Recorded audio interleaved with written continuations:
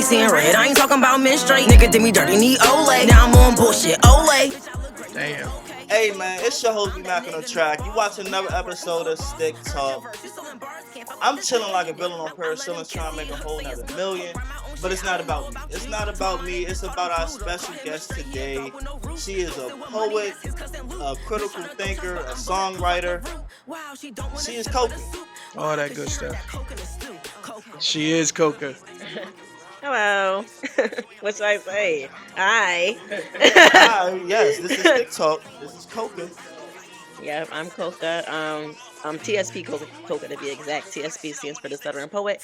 Yes, I do stutter. Yes, I do poetry.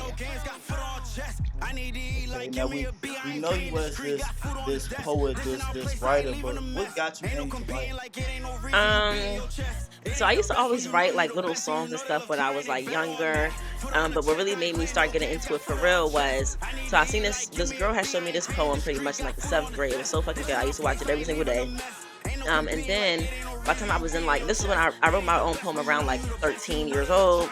Then when I got in high school, I only had like one poem for like 3 years.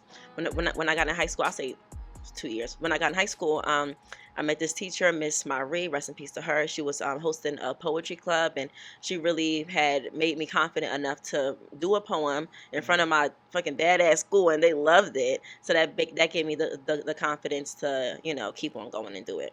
Okay, definitely. I think a lot of people got the same type of story like that, because you know, poetry is definitely a real big thing, like in school, like English class and stuff like that. So our teachers definitely, those shout out to those English teachers, man.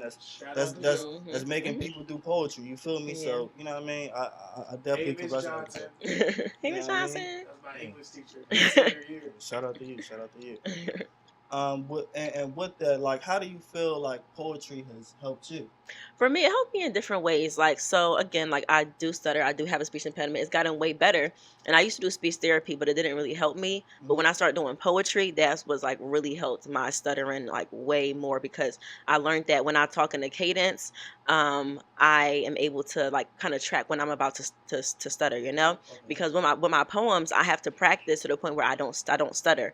And I have to do that again by saying things in a certain cadence. And so that kind of helped me with my own impediment, and also just helping me get my feelings out, because growing up as a person who stutters, sometimes you feel like people aren't really being patient, or don't really want to hear you, or don't want to sit through what you have to say, even if it's just a quick sentence. So me being able to do this whole poem and say it without stuttering and get people's attention, you know, it's really it helped me in many ways. I'm kind of like surprised, like. Right now, I honestly didn't even know like that whole thing. Like I wouldn't have known that's, you feel me. You would have to take classes or you know what I mean, do speech therapy. I wouldn't even know, like, if you wouldn't have said it right. Yeah. Like, wow. So that's like a big congrats to you on just practicing. Like, Thank for you. real. Like I really wouldn't know. Like Finding what works for you. Exactly. That's what's up. Exactly. Yeah, that's what's up. So, are you doing? We know that you got your music, your poetry, but I know you got your new single, "Empty Apartment." Yes. By the time this gets posted, it should be out. I want to post the video and the music and the song together. But yeah, I got this song called "Empty Apartment." I wrote it actually 2 years ago about my other apartment, but now I'm in a whole new apartment, so we're just gonna act like the song's about that apartment. Okay. Do that. StickTalk type shit. Yeah, and that song, if you're interested, I made it because, like, of course, I had moved into my apartment. I'm from Philly, but I was raised in Virginia, and I moved back to Philly. And when I got my first apartment there, I was just like I was just really, really excited. And Ari Lennox has this song called "New Apartment," and so I wanted to make a song for people who are just moving into, like, you know, this is the staple that people play when they're about to move in. You know, I know me, I play Ari Lennox "Empty New Apartment," so I want people to be okay. I just moved in, I'm about to play Ari Lennox and Koka. You know what I'm saying? To set the mood to being in my new spot. That's smart, because that could turn into a trend. And then, you feel me? Relatable music that's like with the times. You feel me? Because I know Post Malone is happy he made that song "Graduation." Yeah. You feel me? Congratulations. Yeah. But you know, you playing that at the graduation. Exactly. You feel me? You gotta play in the motherfucking people. But they dropped that right around the same time as Migos did "Graduation." Yeah. Okay. And he had Quavo on the congratulations, so it kind of ties the two together anyway. It was smart marketing, Yeah, man. smart marketing for the times, man. You gotta have the music for the times. So Exactly. artists definitely think about that. Yeah, to where it's always going to be like played regardless. Not anything besides the empty apartment joint. That's pretty much it. I do have a lot of songs stacked up. I'm not making videos for every single song, but I'm definitely going to be more videos coming out, more songs coming out. I'm really just going to be dropping. Like that. Now, you got a very poetic style, very poetic flow. But who are some of your artists that Recently, like it's okay. So recently, I've been listening to Doechii a lot. Kendrick had just dropped, so I've been listening to Kendrick. I love Tyler, the creator, so I've been listening to them mainly. But like, yeah, that's pretty much it. That's what I've been listening to. They're not people besides Tyler. I am inspired by him. I'm inspired by all of them in different ways. You know, with Tyler, the creator, being like a weird black kid, and me feeling comfortable enough to be like, okay, like, you know, I'm weird, but like there's other weird black kids too. You know what I'm saying? Doechii is you know, a newer artist, but she inspired me in the sense of just keep on going. You know, like regardless, like if you keep on going and you believe in yourself, you're going to be where you want to be. And who else I say? I said Kendrick. Kendrick is just hard, and like when it comes to him mixing his poetry with his rapping and his rants, it's just amazing. It's just amazing. Now we had a big debate on the show. Pressure, he not here right now, but we had a big debate on the show about. He's not here, right? Okay, I was trying to, but he wasn't on camera though. He in the building, but he not on the episode and shit. He behind the scenes. Right. Y'all can follow Pressure. There goes. First tag right there. Exactly. And just made me look like a liar. Make me like a liar. I was Be trying to back make lines on it's track. okay. It's Hollywood shit. But made me lose my train of thought. Now I got to get back on my train of thought. Okay. Get back on the track, B-Max. Get back on the track. Now back off track. Now what artists like? Oh, I know where I was going with it. We had a debate on the show about Drake and Kendrick. So how do you feel about the situation? How do I feel? I mean, I believe that Kendrick won. You know what I'm saying? At the end of the day, like, Drake is still going to be Drake. You know what I'm saying? Drake is still going to be Drake, but Kendrick had definitely won, and definitely I've been I know I can be a certified hater, but I've been peeped that Drake was like weird, you know? So for me, it's like a personal, like, you know, I fucking knew I was fucking right, you know what I'm saying? So that, but also Kendrick had just like watched him. Like, I mean, I will say Drake did have some good comebacks. You know what I'm saying? He did have some songs that were good, but that would be good against somebody who's not Kendrick. You know what I'm saying? Like, you're going against Kendrick. You know what I'm saying? Like, you really gotta bring it for real. You know what I'm saying? Okay, I could definitely respect that. That's cool. Mm-hmm. How you feel, sir? I feel like they were battling on two different levels. Like, I feel like, as always, Drake was going more like what's commercially gonna hit, but Kendrick was throwing straight bars. But the way that they dropped them songs was very, very well thought out, because Kendrick dropped that song right when he needed to.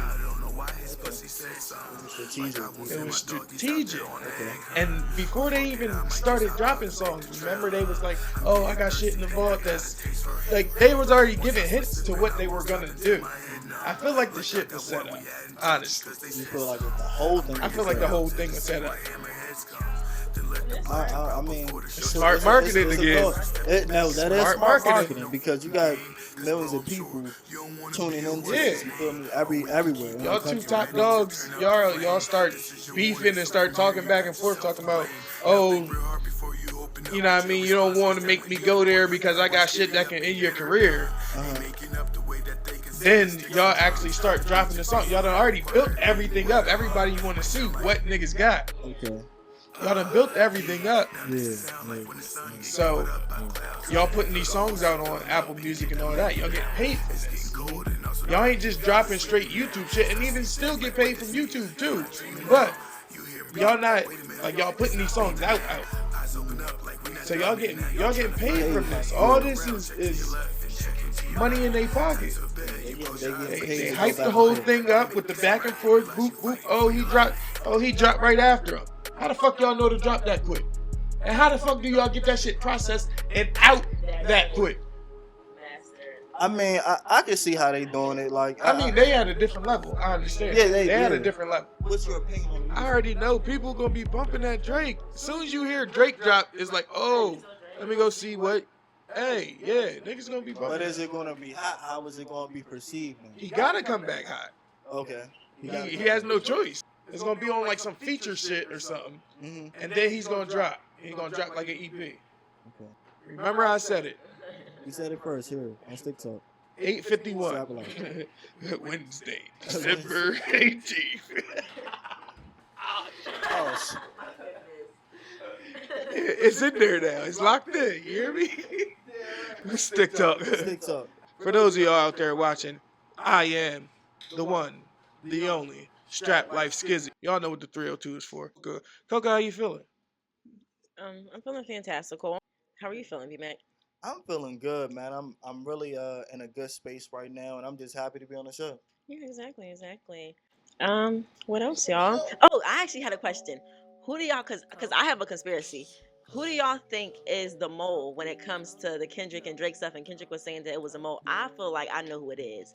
But what Who was the mole? Yeah. I don't know if somebody who that person would be, but you know what I mean. If Drake planted that person and he put out a big story, I think people got to check into that. But you know what I mean.